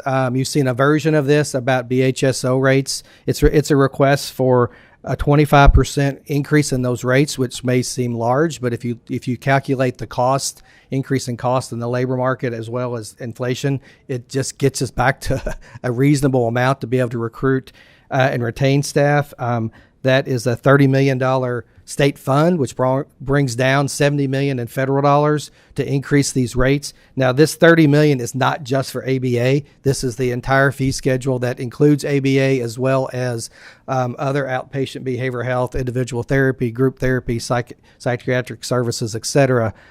So that's the total, and this is a part of that. And that's not to say that other providers that bill off other fee schedules, such as community mental health centers or others, they need an increase as well. That's not included here, but as you can imagine, this dynamic of increased costs and flat revenue and reduced capacity to serve the needs that as needs are going up is consistent across many provider types. I want to shift real quick before we wrap up to Jeremy. Jeremy Teague is on Zoom. He couldn't be here today, but he's a parent of a child with autism, and I just wanted to have him give him an opportunity to make a few statements to you. Thanks. Yeah, thanks, Bart. Thanks to the committee for allowing me to do this at all, and especially do it remotely. We're dealing with a bout of COVID here in our household. I had intended to be there in person, but thanks for letting me do it this way. I know we're on a tight timeline, so I'll be very brief. Just wanted to throw in there, I did find the waiver wait list conversation very interesting as the parent of a child who has been on the Michelle P. waiver wait list for 3.5 years and counting now. So glad to hear those discussions. So anyway, excuse me. So anyway, my name is Jeremy Teague. I live over in Marshall County in the western part of the state. I am an engineer. My wife Courtney is a former special ed teacher in public schools turned stay-at-home mom. And we have a 9-year-old. His name is Jax. That's Jax. That is his full first name, who is on the autism spectrum. He was diagnosed when he was 4 and has been in ABA for about 5 years now at Bloom Behavior in Paducah. So I just wanted to very briefly cover a few things from the perspective of a parent who has been through this and has seen what ABA can do for his kid. He's been in ABA. Jack's been in ABA for about 5 years now. He has other therapies for speech, occupational therapy, and things like that. ABA is definitely our number one priority. So much so that we homeschool him so that he can go to ABA during the day instead of school and get the number of hours that he needs, because we've seen what it has done for him since he's been in it. when he was first diagnosed, we're talking about these wait lists for getting into services.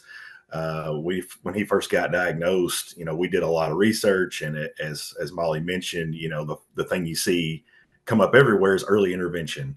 And my wife, being a special ed teacher, knows that all too well, and dealing with kids with autism and other disabilities, knows that as well. So we tried immediately trying to get in some of these programs, and ran into just that, which was, we got a wait list. We got a wait list everywhere you call.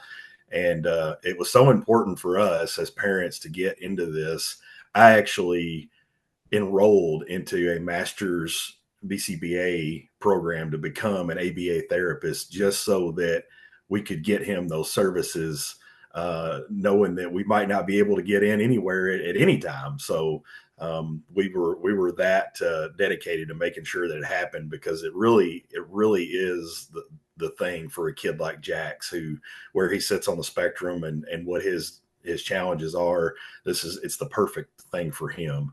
And Molly touched on a lot of those during her talk.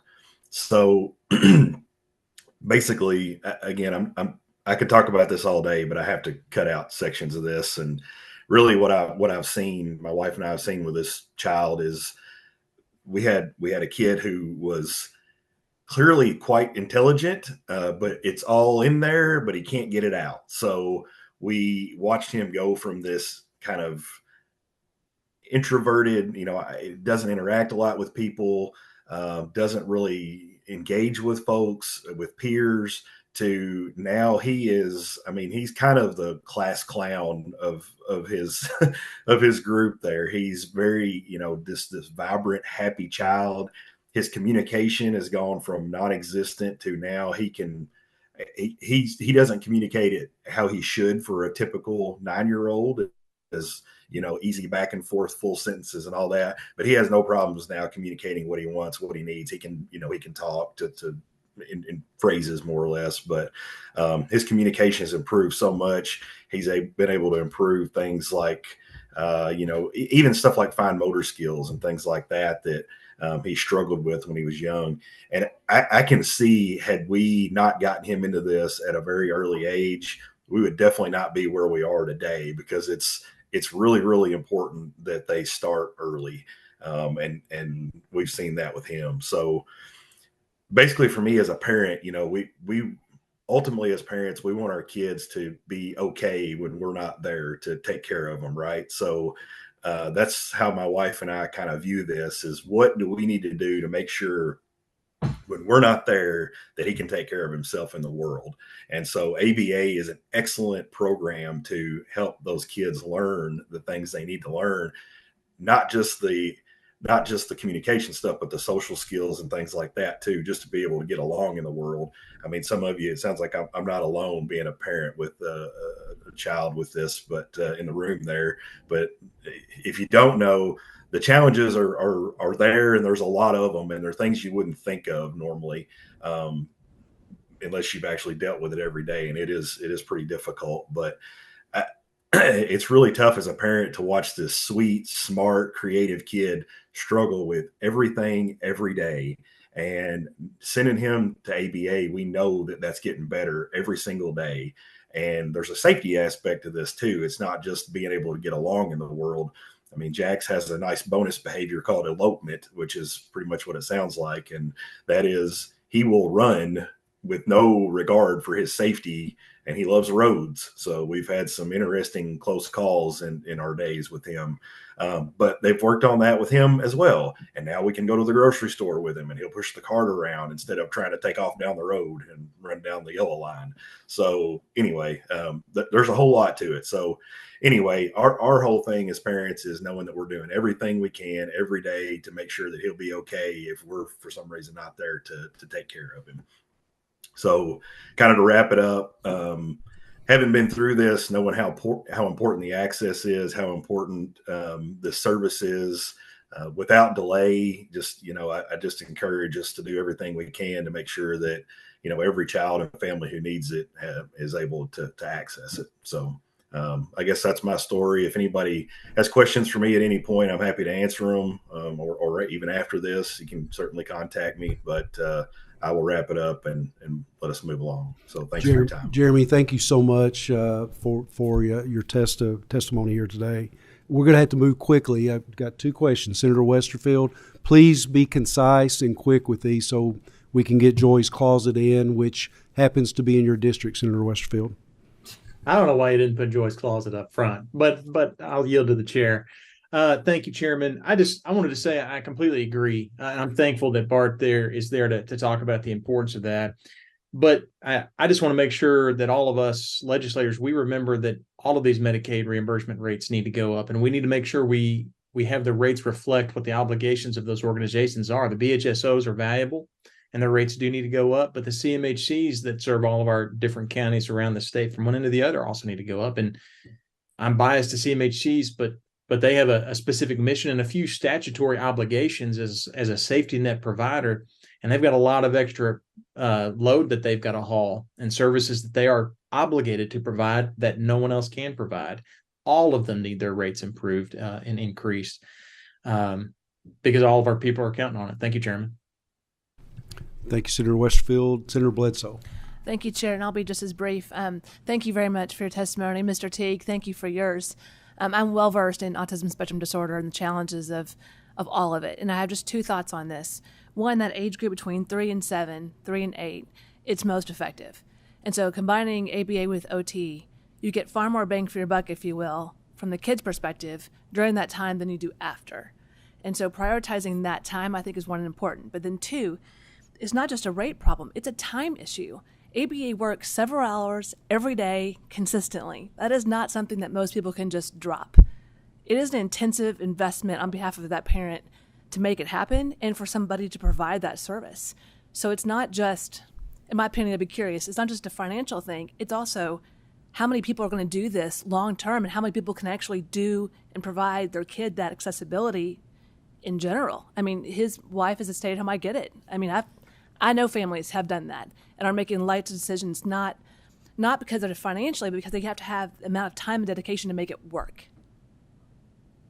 Well, and to your point, Senator Bledsoe, obviously we're here to talk about the financial end of it and make that request, but we hear you, and there's no question that it is a commitment and it is different than many other services in terms of that time commitment and work with the families. I mean, Molly can certainly speak to that better than I can, but this isn't like this is the only issue and it's going to solve all the problems. This is just one of the front door when people who want to access it can't. And so we kind of get past that door first, but then certainly once you're in the program, Molly, you can speak to that piece as well. But you're right. I mean, it takes a lot.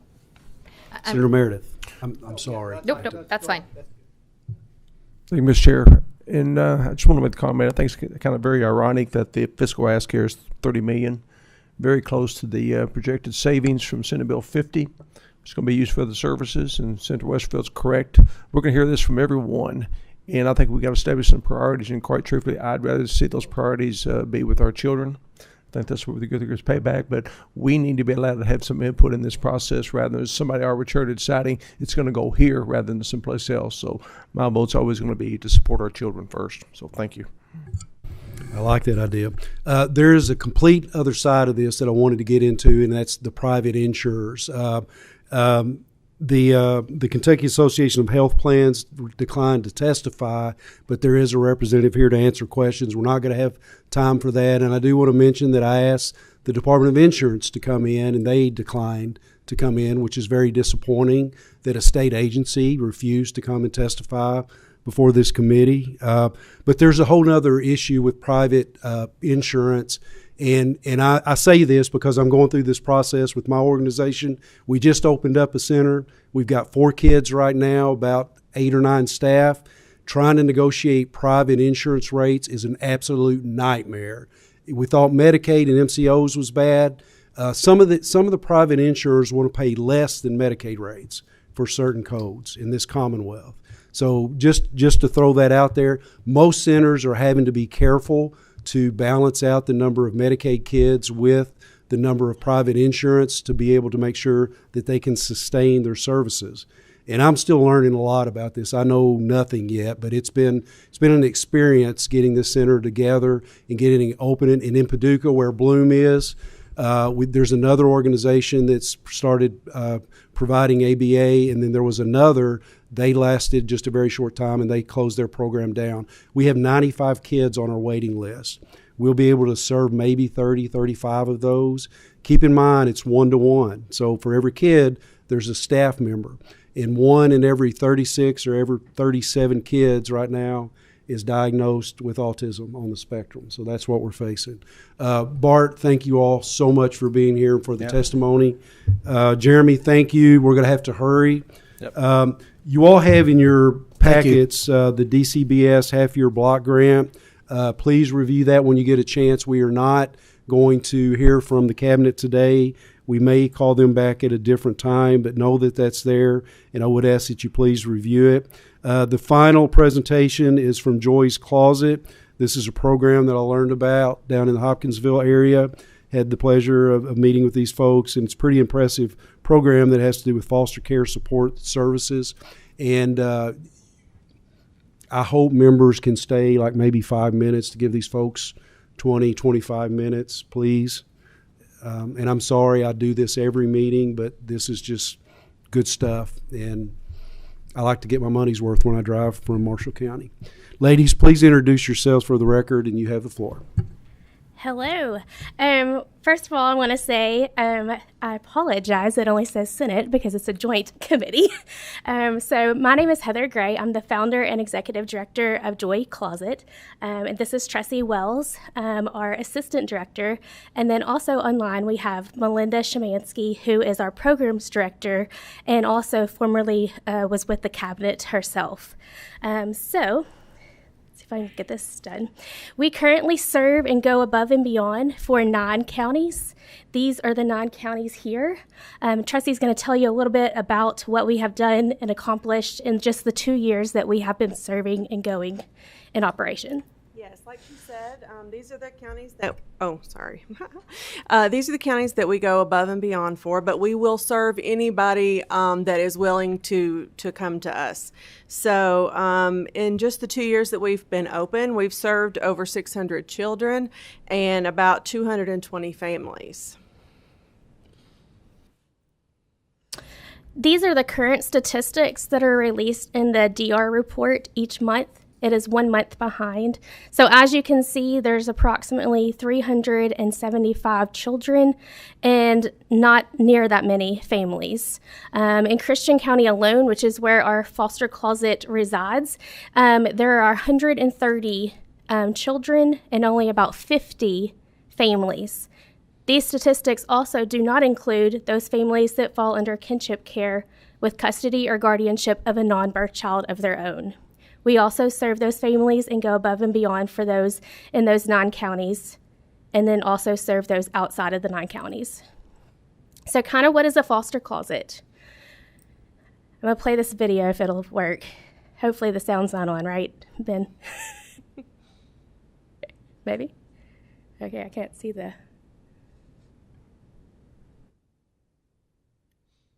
Can't see the mouse. Oh, wait, there we go.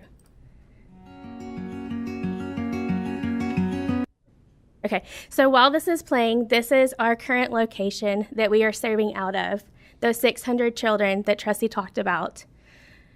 This is our 3rd location that we moved to within 10 months of operating. This is currently 7,500 square feet that we go above and beyond for these children. We give a hand up instead of a hand out. When they come to us, we want to make sure that they feel special, valued, and loved. And through everything that we do for them, we make sure that they have everything that they need for ages 0 to 17 years old. I personally have fostered actually in the state of Tennessee, so that was a great welcoming experience to hear them earlier. But during my experience as a foster parent, I received that child that literally the shoes on her feet were 2 sizes too small. And we had to go to multiple locations, multiple stores, purchase out of pocket because there is money for clothing for a voucher.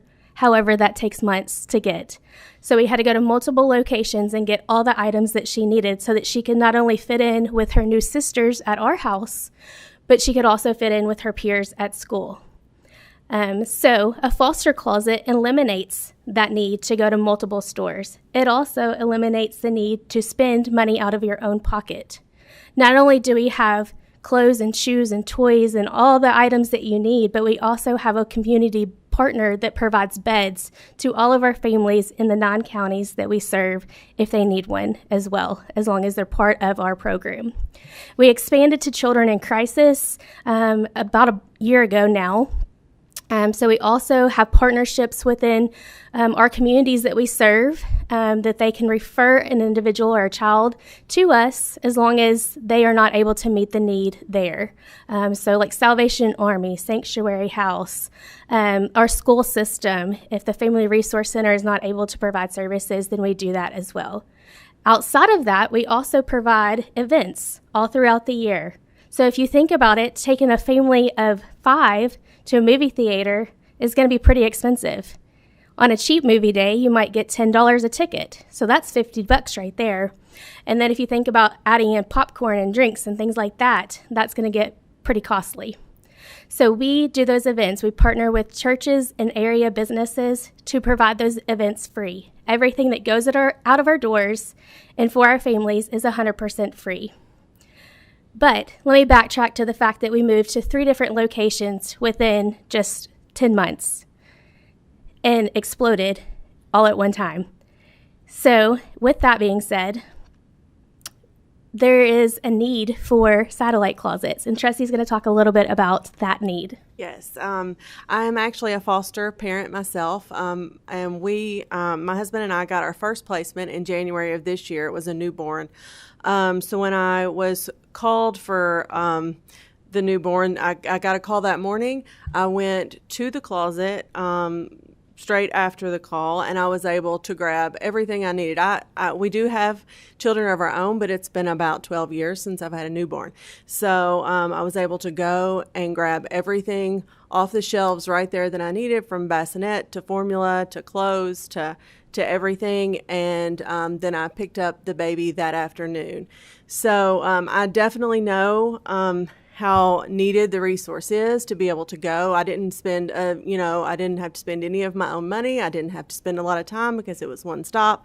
Went there, got everything I needed, and then I was ready, car seat, and I was ready to go pick up the baby. So it is such a huge need, and in every community where we have, foster children, which is every community, so we just see a need for satellite closets everywhere, and we're super excited that we already have our first satellite closet getting ready to launch soon in Trigg County. So that's going to be, they've got their location worked out, and they're going to be opening and ready to serve children very soon. I also want to give Melinda just a minute. She was with a cabinet herself, and so she has firsthand experience of how things were before Joy Closet, as well as how things are going now that Joy Closet has been established for the last 2 years. Hi, can you hear me? Yes, please proceed. Okay. Can you introduce I'm yourself, Melinda- please? I'm Melinda Shemansky. Thank you for allowing me to join on Zoom as well. I would have liked to have been there in person, but for health reasons, I just can't at this time. As Heather said, I worked for the cabinet for 29 years. 15 of those were frontline services, investigations ongoing, and then the remainder of that time was with foster care and adoption. I cannot express how much Joy Closet has impacted all of the foster parents in our region. As Tracy said, they can come to the closet and get everything that they need in one stop rather than scrambling and going to separate stores to get the items that they need. And rather than spending the time having to go get those items, they're able to spend time with that child, getting them settled in, getting to know them, and just making that child feel at home. When a child comes into care, like they said, most of the time they come with the clothes on their backs. They do get a clothing allowance, but they do not get it that day. it ranges from $100 for an infant to $290 for a teen. And if any of you have children, you know that does not buy a whole lot. That does not include bedding, cribs, car seats, personal hygiene items, all the things that those children need. So Joy Closet has been a huge asset to the communities that we serve, and I have had foster parents come to me firsthand just expressing how appreciative they are and how much that it has helped them. And it also has allowed many of our foster parents to take more placements because they are able to get the items that they need so quickly through Joy Closet. Thank you, Melinda. You're welcome. Because we grew so quickly, we felt the need to establish some other things that were deficiencies that we had seen. One of those is through establishing a mentorship program and a program for teens aging out of the foster care system. Melinda is actually our programs director, and she has established this program herself through the help of our Mari Ramsey, who was in foster care previously as a teenager, who is actually on our staff as well. So Melinda's going to talk for just a second about the Eagle Fly program that launched back in January. I'm really excited about this program. I think it is a program that has been needed in our area for a long time. We have a really hard time with placing teens in foster care because we don't have enough foster homes that will take them. So oftentimes they're placed in facilities or residential centers, and when they leave foster care, they do not have a positive role model or a support system. So through this mentor program, we're able to provide those support systems for them. In Kentucky, over 500 teens aged out of foster care each year without stable ties or caring adults. Teens with no connections are at a higher risk of poverty, pregnancy, incarceration, prostitution, substance abuse, and unemployment. 71% of females who age out of foster care will be pregnant by the age of 21. 81% of males who age out of foster care will end up in the Justice Center. And 60% of young adults who age out of foster care experience homelessness. Those are huge numbers. Mentor programs work because they provide encouragement and guidance to each young adult that participates. Roles of non-familial adults in the lives of at-risk children have been shown to be beneficial in increasing resiliency and success. And statistics show that youth and mentoring programs have been recorded to have increase in self-esteem, ability to maintain positive relations with other adults, and decisions-making ability and career choice processes. This is a needed service in all of our counties as well. And I think that we have a video to show of one of our current matches.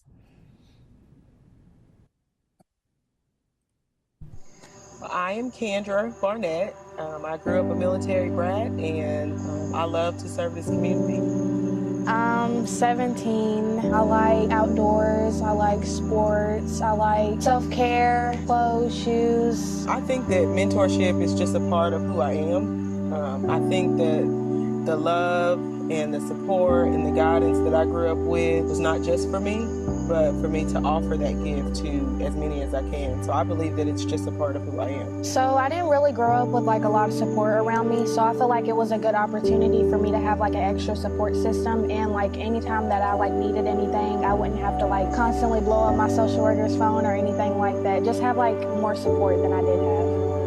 I love being able to check on Nene. I'll text her and she'll send me a short answer and I'll text her back again. And I'm just excited to get to know more things about her. My favorite part is having somebody to call whenever you need somebody. And she's a really good listener, so I feel like that's my favorite part, is just having the support of somebody older than me that can give me advice. Being a part of the Eagle Fly program reminds me that there's always an opportunity to offer someone help, support, guidance, to be what you can to someone else, to be a part of someone else's journey. It's good to have like like different people's outlooks on like what's going on in your life. Like if you talk to one person, you might get a different answer, and like it feels comfortable to be able to like have somebody to talk to. I would encourage anyone who wants to be a part of the program to make it known, to make yourself available, set aside space, time, emotional support, to be present for what your mentee needs. Something that I would want to tell somebody who is looking forward to be a mentee is just like be open with that person, and whenever you feel like you need something, it's okay to ask for help, or you don't have to push people away. Like it's okay to want help and to need it. I apologize for I'm the... Kendra Barnett. I grew up a military brat, and I love... Okay, how do I go to the next slide? There we go. Sorry. I apologize for the lag. If you would like to see that, there's also that one on our website alongside of another mentor and mentee pair as well that you can check out. So that program has officially launched and has been successful since January. We also have two other visions. One is a Hope House. As you all may be aware of, there's a huge need for children to have a place to go until placement has been found. Currently, that location is the DCBS office, and if it happens overnight, they're sleeping in the office floor or they're sleeping in a state park or a local hotel. If you can imagine on the worst day of your life, I'm sure that you probably would not appreciate to have to sleep in any of those locations. So we are working diligently to establish the Hope House. If you've ever heard of the Isaiah 117 houses that were established in Tennessee originally, how ironic, then it's the same exact model. We're just changing the name of it so that we're not under their umbrella, and we could have it under the Joy Closet umbrella because we've obviously established a huge presence in our communities. And so this will be for removal day. When a child is removed, they'll go directly to the house. They'll never go to the office. They'll never go to the state parks, and they'll never go to the local hotels. The workers will stay with them as they have to do as are already. The worker stays with them, a security guard stays with them, as well as a sitter. So those will remain in place, but we will have volunteers, including peers of their own ages, that will come and entertain them, play with them, and try to take the load off from the day.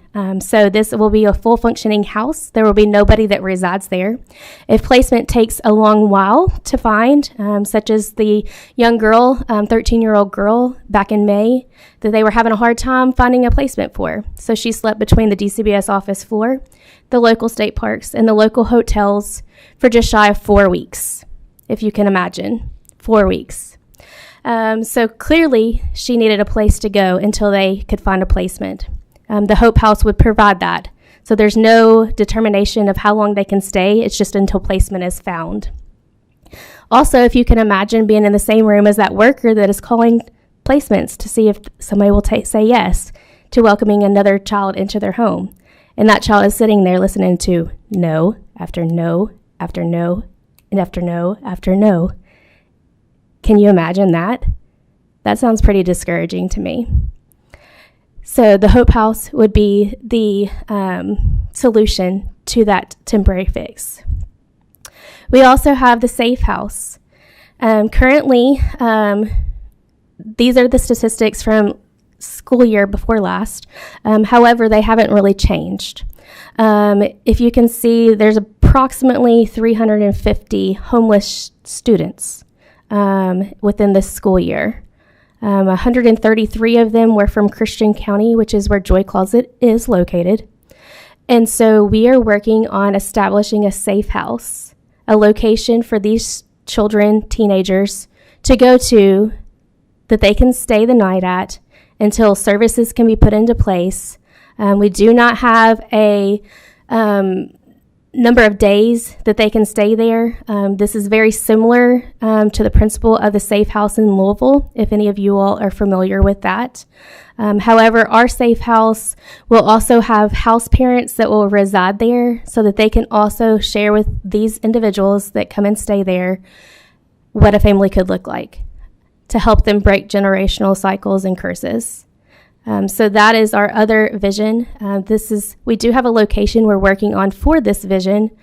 We're working on getting some last final details before we release the location, but at max capacity, it will be able to house 109 children and teenagers that are in crisis or homelessness. So kind of how can you all help?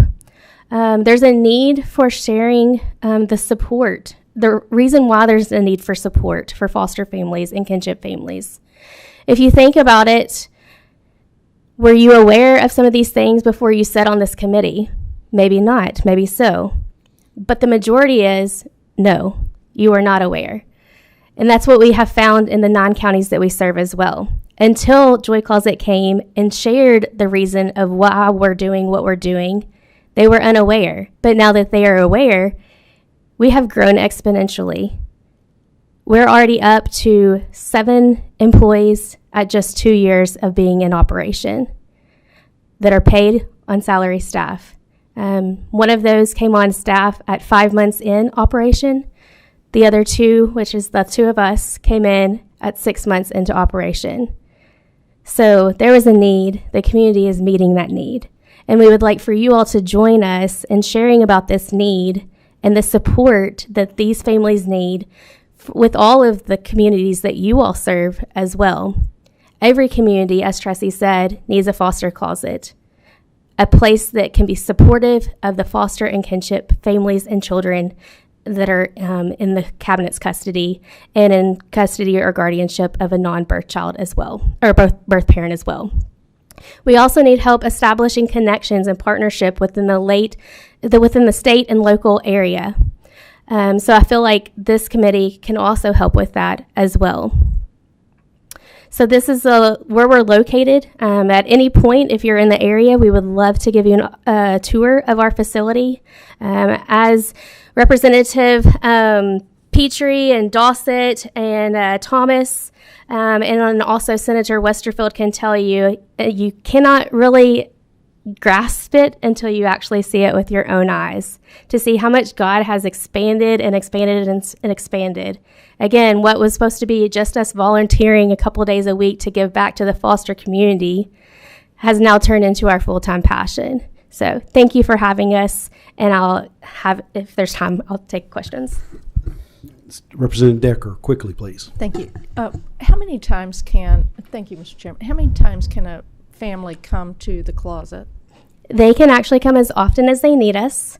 We do not have set limits on the number of times they can come and shop. We do have set limits on the number of times they can get socks, underwear, shoes, and coats, just because those are the socks and underwear are brand new. And so we had a few taking advantage of that. So that's every 3 months, which is still pretty generous. Thank you. Thank you. Any other questions, please? Very quickly, can you explain your funding model and are you all a nonprofit? How does that work? We are a nonprofit. Our funding model is we are 95% community funded and 5% grant funded. Thank you. What a great example of a community taking care of itself. And it's encouraging to hear things like this. And ladies, thank you so much for what you and your staff do. Senator Westerfield, you want to close this out? Yeah, Chairman, thanks so much for having Joy Closet on. I'm so thankful for the team there, Heather and her staff, for the work that they're doing. And what she just said there at the very end is what's so important. There was clearly a need and clearly a gap there. And Joy Closet has filled that and continues to fill that space. And I assume that same need exists in every other community around Kentucky. And so I hope that you all take this back to your folks back in your own communities and tell them to start their own Joy Closets because the need is great and the good that they do is fantastic. Thanks, Chairman, for having them on. Thank you all so much. Thank you for having us. Committee members, there are 2 proposed regulations in your packet. Are there any questions on those? Someone from the cabinet could please come up. I've got a question on 002-180, and this is the requirements for registered relative child care providers in the Child Care Assistance Program. And just quickly, I just want to understand this, how this works. So my understanding is that if there is a relative that is caring for a child, there is a way for that relative to apply for child care assistance. And you all don't have to get any great detail. That's correct. Okay. Yes, it is. It's only it's a small number that currently do, but if they would like to, it is a possibility. Okay. I was not aware of that. In the regulation, what changed? Any significant? It was needed for federal compliance. We had a federal monitoring review a year or two ago that said we needed to make a number of changes that have been in process. In this administrative regulation, we are specifying that registered providers need to be related to the child, and there's specifications on what that has to be. And for example, if it's a sibling, they have to be living outside of the house of the child, things like that. But because they are a relative, we're able to decrease some of the non-safety requirements. So actually, a lot of this regulation is struck through. I see. So they're getting child care assistance, but they're not held to all the regulations that a child care program would be held That's right, to. like a certified or licensed program. Okay, Correct. excellent. All right, thank you very much. Sure, thank you. If there are no other questions, we will consider this reviewed by the committee. Our next meeting will be on Wednesday, October the 25th at 1 p.m. in this room, and we will stand adjourned. Thank you so much for staying this afternoon, and again, I apologize. We're adjourned.